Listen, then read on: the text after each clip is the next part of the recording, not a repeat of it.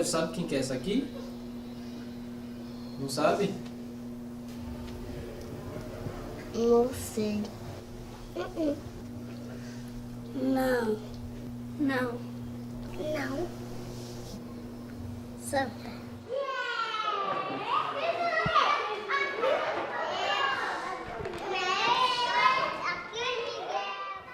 Ana Paiva, a minha mãe, ela conseguiu criar uma família com muito esforço de 8 filhos. Depois veio um monte de netos, eu já tenho até bisnetos, né? Mas essa família, ela começou com muita dificuldade. Eu lembro que quando eu nasci, numa casa no bairro de Cambuci, em São Paulo, era uma casa, um sobradinho pequeno, onde a porta da rua dava direto na rua, né? E eu lembro ainda de... Era uma bagunça, muita criança, me lembro que ela deixava a gente desenhar na parede, e coisa que hoje eles costumam incentivar as crianças. Eu me lembro que minha mãe já naquela época falava que a gente podia desenhar na parede, a gente amava desenhar na parede, a gente brincava de rolemã. Estimulava a gente a participar de festivais, de teatro. Ela era uma mãe com 8 filhos que tinha o mesmo pique ou mais do que uma mãe com 1, 2 filhos, porque ela participava de tudo. Todos os irmãos, nós éramos pequenos, eu tinha 8 anos e os outros eram menores, a Shirley só que era um pouco maior.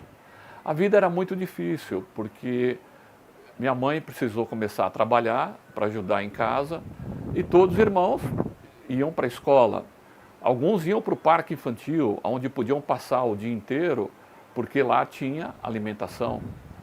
Outros iam para a creche do bairro, porque lá também a criança podia ficar o dia inteiro enquanto os pais trabalhavam e tinha alimentação. Não tivemos uma infância de facilidades, mas sim de grandes desafios. E ela foi trabalhar numa escola, ela prestou um concurso na Prefeitura de São Paulo e foi trabalhar de servente. E quando ela foi prestar o concurso, a assistente social disse: Ana, por que você se inscreveu para isso? Ela falou assim: porque eu preciso trabalhar para os meus filhos terem plano de saúde. Aí ela disse: mas você tem condição intelectual para fazer muito mais que isso.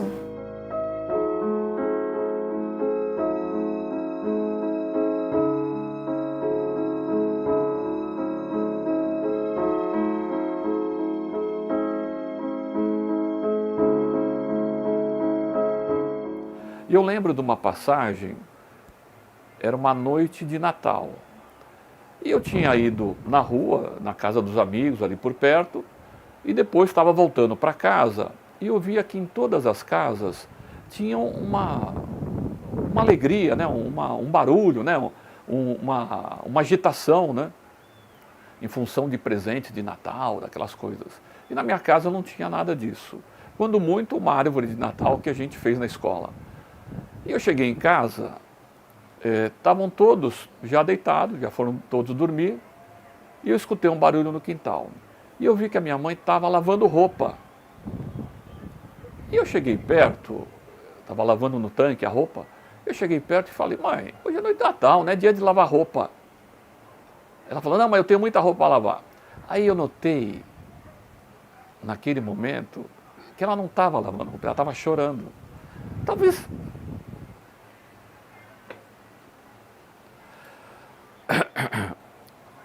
em função de todo aquele momento difícil, né?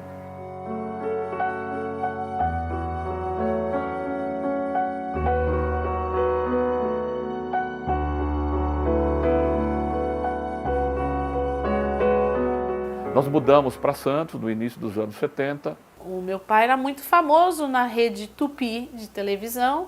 A vida continuava muito difícil, mas como todos assim já tinham uma certa idade, já tinham condições de ir sozinhos para a escola, então isso também facilitou algumas coisas. E aí ela foi trabalhar de telefonista. O sonho dela, todo esse tempo ela trabalhando como telefonista, sempre foi ter uma escola, sempre foi fazer o curso de magistério.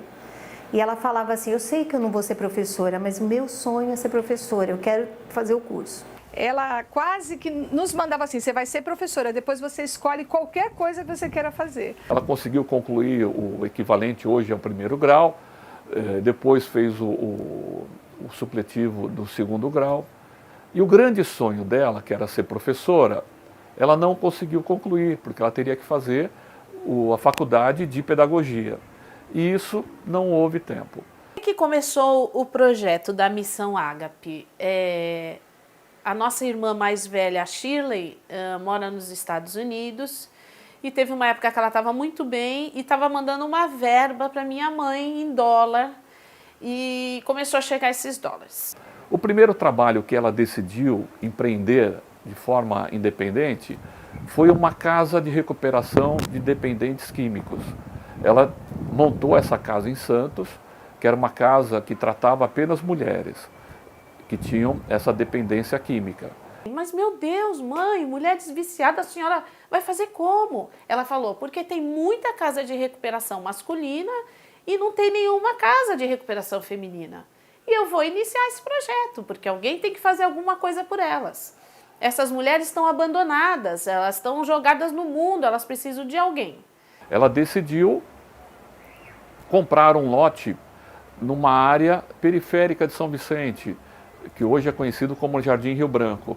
Na época, era início dos anos 90, era uma área ainda como se fosse um loteamento clandestino. Então não existia estrutura, serviços básicos, era zero, não tinha nada. E começou o seu trabalho voluntário. Foi nas ruas, conversou com o pessoal, onde tinha muitas meninas envolvidas com tráfico de drogas, algumas até juradas de morte. E minha mãe convidou elas a passar um período nessa casa de recuperação. E ela era uma autodidata, ela estudava. Eu tenho até uma anotação aqui no caderninho dela, que ela tem aqui, pessoas viciadas com cocaína, com heroína, com crack. Então ela pôs aqui, ó, cocaína, é hidrossolúvel. Aí ela punha assim, entra na derme e na epiderme. Então assim, ela ia estudando os aminoácidos, ela era uma pessoa que sozinha ia estudando. E aí eu comecei a ficar preocupada, eu falava, mas mãe, elas são dependentes, não tem medicação, não tem nenhum segurança.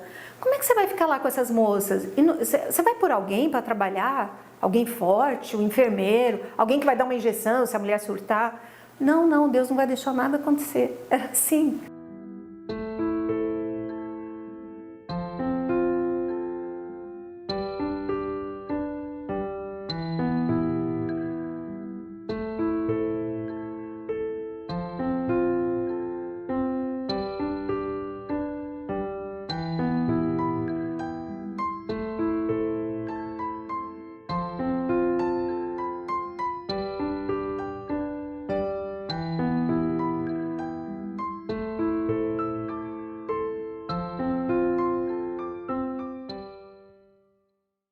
Aí ela falou assim, eu estou orando para Deus dar uma direção. Ela nunca tomou uma decisão sozinha.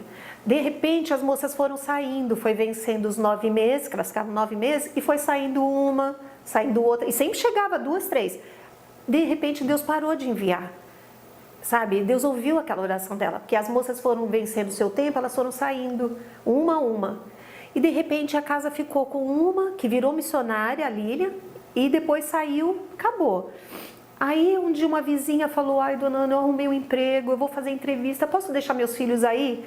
Naquele dia a Ana falou, pode, a casa é grande, está vazia. Aí ficaram 3 crianças lá à tarde para a mãe ver emprego. Mas com o passar do tempo, ela identificou que aquela região tinha muitas crianças. E como não existia nenhum serviço público, essas crianças ficavam na rua.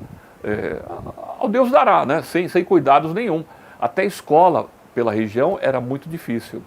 E ela começou a se preocupar com essas crianças. Na verdade, eu sempre falei para ela que isso era o lado professora dela, que tinha o sonho de poder ser professora e de cuidar de crianças. É mais fácil você conseguir ajuda quando é creche do que quando são mulheres. Infelizmente é assim. E foi assim que aconteceu.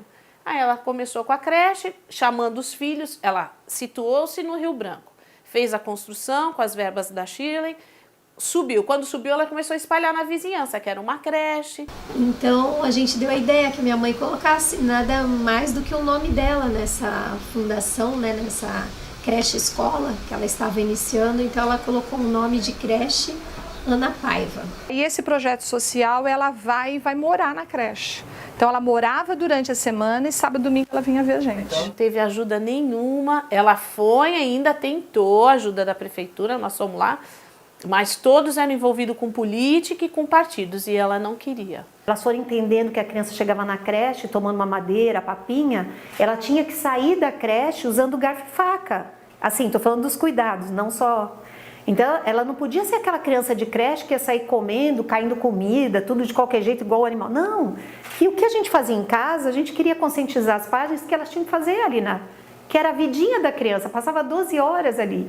E a avó Ana amava aquilo. Então, a creche da avó Ana teve condição de fazer esse trabalho bem bacana. Tinha semana que eles tinham, para passar a semana, 3 quilos de salsicha. Então, hoje... Quando nossas crianças têm 5 refeições por dia, esse é o legado da Ana Paiva. Chegou um ponto, por volta de 2002, 2003, que o quadro de saúde dela foi se agravando muito e ela já não tinha mais condições de continuar se dedicando ao trabalho de manter a creche. Ou vocês assumem ou tudo vai se acabar, aí a gente assume de corpo e alma. Aí teve, e nós tivemos dificuldades, então a gente faz sempre campanha de leite, sempre campanha, vamos supor, tá faltando alguma coisa, a gente faz campanha do macarrão, do molho, do leite, isso é até hoje. Foi aí que a Lúcia, junto com um grupo de amigos, que muitos ainda estão envolvidos até hoje, começou a assumir todo o trabalho da creche. E esse trabalho que começou pela iniciativa solitária da minha mãe, da Ana Paiva, depois passou a envolver muitas outras pessoas. Foi a Lúcia, foram outros amigos, e esses amigos foram se juntando a outros, e hoje é uma rede de muitos colaboradores que se dedicam a todos os projetos sociais que a Associação Ana Paiva mantém na área do Jardim Rio Branco.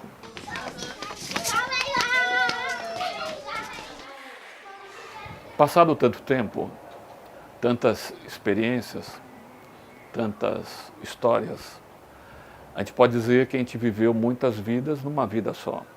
Por quê? Porque a gente está aqui para aprender, a gente passa essa nossa existência para viver, aprender e transmitir para os outros um pouco do que você ganhou, do que você aprendeu. Com todo mundo, cada um com a sua religião, com a sua fé, mas naquele momento a gente faz um pensamento de gratidão por estarmos ali, por podermos um pouco sairmos da nossa história e enxergar a história do outro, com os mesmos olhos que ela enxergava. Então eu vi que o trabalho que ela fazia não era só por fazer, era uma coisa de coração mesmo que ela fazia, né? A dona Ana, assim, significa amor, significa fé. Eu penso na minha mãe, eu penso que é uma mulher de fé, muita fé. É isso que ela tem ao próximo, amor, muito amor. E hoje, o que eu diria para ela? Parabéns, dona Ana, você tem uma história linda. E hoje, você é nome de uma flor. Parabéns. Beijo, vovó Ana. Te amo. Te amo.